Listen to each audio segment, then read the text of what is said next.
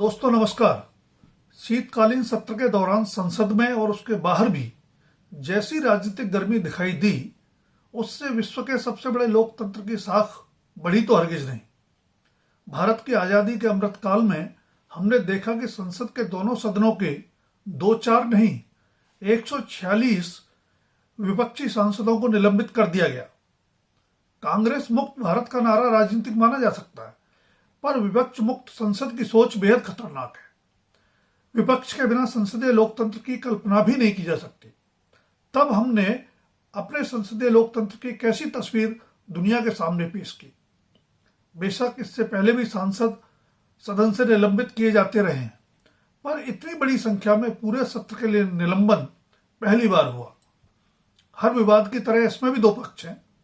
सत्ता पक्ष का तर्क है कि विपक्ष तयशुदा रणनीति के तहत सदन की कार्रवाई में बाधा डाल रहा था, इसलिए लोकसभा अध्यक्ष और राज्यसभा के सभापति अथवा उनके प्रतिनिधि के रूप में आसन पर विराजमान पीठासीन अधिकारियों के पास और कोई विकल्प ही नहीं रह गया था।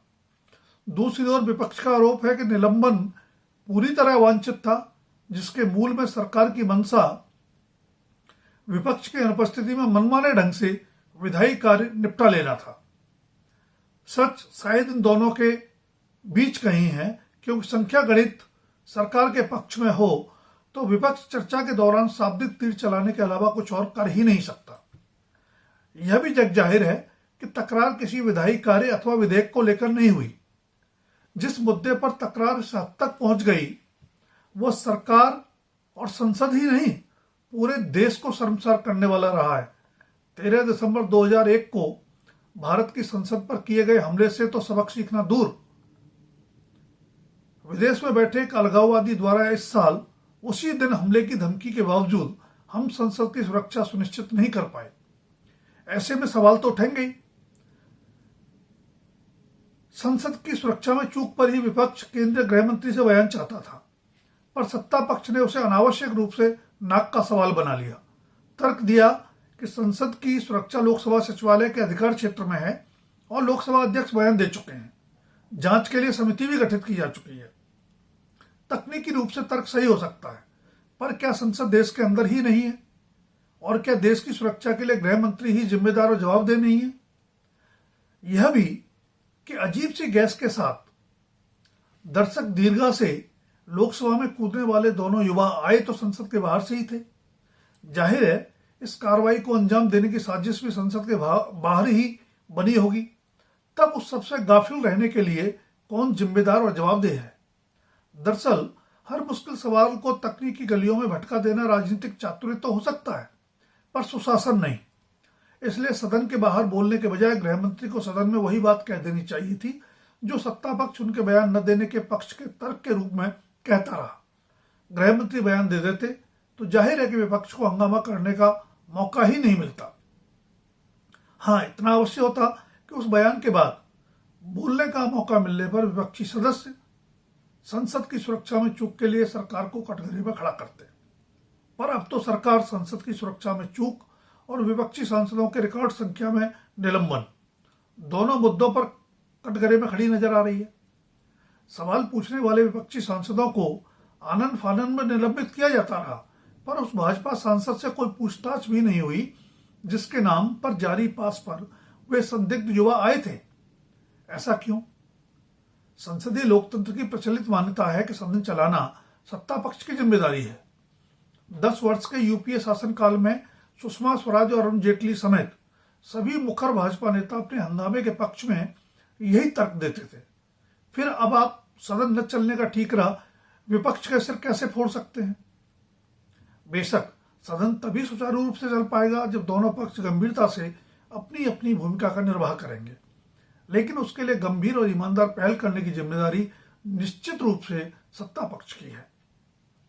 उपराष्ट्रपति एवं राज्यसभा के सभापति जगदीप धनखड़ की सदन के बाहर निलंबित तृणमूल कांग्रेस सांसद कल्याण बनर्जी द्वारा नकल उतारे जाने के प्रकरण से भी भारतीय राजनीति की गरिमा गिरी है। निश्चय ही एक सांसद द्वारा वैसा करना अवांछित था, पर चर्चित लोगों की आवाज या हाव भाव की नकल मिमिक्री कलाकारों की एक लोकप्रिय विधा है। कल्याण बनर्जी के उस अवांछित कृत्य को हास प्रयास के नजरिए से लेकर नजरअंदाज भी किया जा सकता था, लेकिन उसे न सिर्फ उपराष्ट्रपति बल्कि जाट समुदाय का अपमान बताकर बड़ा राजनीतिक मुद्दा बनाने की कोशिश की जा रही है। इस नजरिए से तो भाजपा सांसद रमेश दोगड़ी द्वारा सदन के अंदर ही बसपा सांसद दानिश अली के लिए सांप्रदायिक आधार पर आपत्तिजनक शब्दों के इस्तेमाल से पूरे मुस्लिम समुदाय का अपमान हुआ। उसके लिए क्या दंड और प्रायश्चित तय किया गया है? एक तरफ तो जातिवाद मिटाने की बातें की जाती हैं, दूसरी ओर एक उच्च संवैधानिक पद पर आसीन व्यक्ति की जातीय पहचान के जरिए संभवतः अगले लोकसभा चुनाव के मद्देनजर चुनावी मुद्दे को धार दी जा रही है। बिहार में जातीय सर्वे के आंकड़ों के जरिए विपक्ष ने हाल में हुए 5 राज्यों के विधानसभा चुनाव में जातीय जनगणना को मुद्दा बनाना चाहा, तो प्रधानमंत्री नरेंद्र मोदी ने अपनी नजर में गरीब, महिला, किसान और युवा को ही जाति मानते हुए विपक्ष की तीखी आलोचना की थी। राजस्थान, मध्य प्रदेश और छत्तीसगढ़ में भाजपा को मिला शानदार बहुमत बताता है कि मतदाताओं ने मोदी की सोच को मान्यता भी दी है। फिर उन्हीं की सरकार और पार्टी की ओर से विपक्ष के एक निलंबित सांसद द्वारा उपराष्ट्रपति की सदन के बाहर उतारी गई नकल को उनकी जाति का अपमान बताना कई प्रतिकूल मगर स्वाभाविक सवालों को जन्म देता है। क्या कभी सत्ता पक्ष के नेताओं या प्रवक्ताओं ने विपक्ष के नेताओं की संसद के अंदर या बाहर नकल नहीं उतारी? क्या नकल उतारने या अशोभनीय टिप्पणियां करने से विपक्ष के नेताओं का अपमान नहीं होता? क्या सिर्फ पद की गरिमा होती है, व्यक्ति की कोई गरिमा नहीं होती? बेशक चुनावी जंग संसदीय लोकतंत्र का अहम अंग है, पर सदैव जंगी मानसिकता से संसदीय लोकतंत्र नहीं चलाया जा सकता।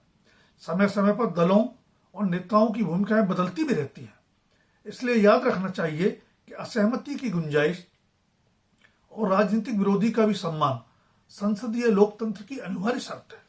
दोस्तों, अगर वीडियो पसंद आए तो लाइक, सब्सक्राइब और शेयर करना न भूलें।